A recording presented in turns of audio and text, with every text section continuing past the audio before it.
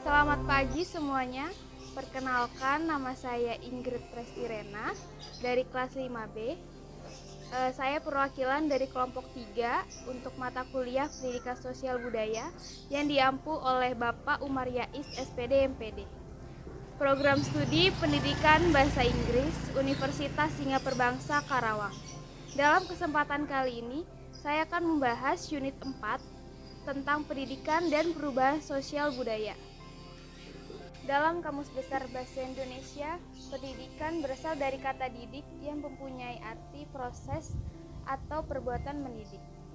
Secara bahasa, pendidikan adalah proses pengubahan sikap dan tingkah laku seseorang atau sekelompok orang dalam usaha mendewasakan manusia melalui pengajaran dan pelatihan. Menurut Sukanto tahun 2000, perubahan sosial merupakan segala perubahan yang terjadi dalam kemasyarakatan yang mempengaruhi sistem sosialnya. Dengan kata lain, perubahan sosial adalah segala perubahan pada lembaga-lembaga sosial di dalam suatu masyarakat.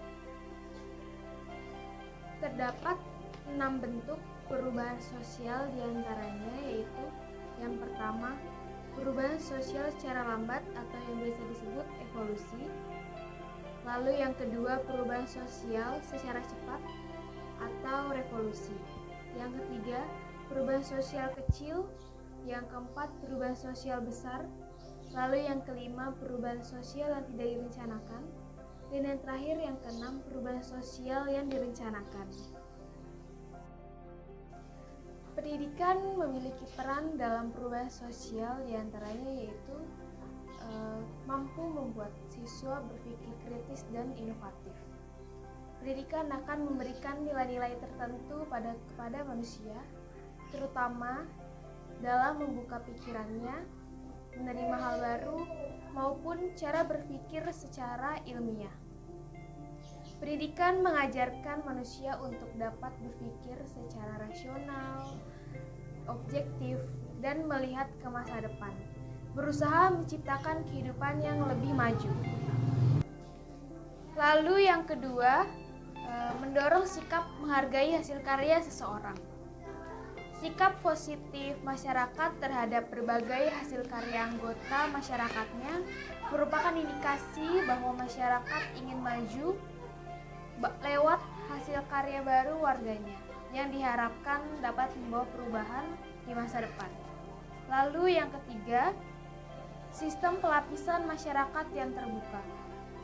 Sistem yang memberikan peluang atau kesempatan kepada seseorang untuk mengalami mobilitas sosial vertikal secara luas, di mana setiap warga memiliki hak untuk meraih prestasi dan memiliki kedudukan yang lebih tinggi dari sebelumnya. Lalu yang keempat, pemahaman atas keberadaan masyarakat yang heterogen. Di dalam masyarakat tentunya terdiri dari berbagai perubahan latar belakang. Dan hal ini mempermudah terjadinya konflik antar masyarakat. Lalu hal ini mendorong terjadinya perubahan kehidupan masyarakat. Dari sinilah pendidikan diharapkan memiliki peran yang kuat dalam memperbaiki moral bangsa. Dan juga pendidikan memiliki peran dalam proses pengembangan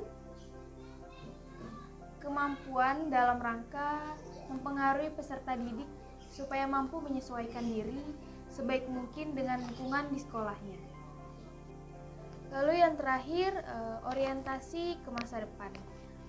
Masyarakat yang memiliki daya pikir ke arah masa depan, memiliki visi dan misi tujuan hidup yang jelas, akan terdorong untuk mewujudkan cita-cita masa depannya.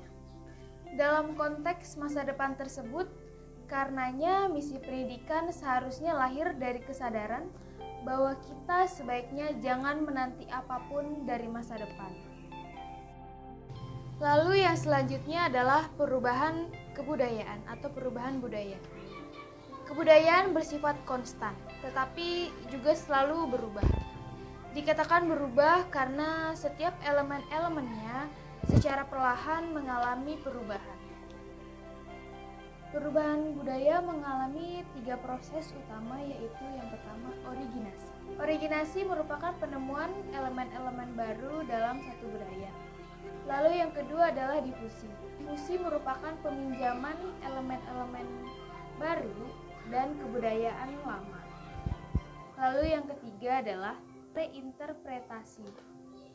Reinterpretasi ini merupakan modifikasi elemen-elemen budaya yang sudah ada untuk mengikuti suatu zaman. Pendidikan merupakan suatu kondisi yang perlu untuk kelanjutan suatu budaya dan juga merupakan alat yang penting untuk kerjasama yang intelijen dalam perubahan budaya itu sendiri. Cara masyarakat untuk tetap seirama dengan perubahan tersebut adalah dengan merubah pada setiap generasi warisan budaya yang diajarkan di sekolah. Lalu bagaimana cara pendidik untuk mencapai tujuan tersebut?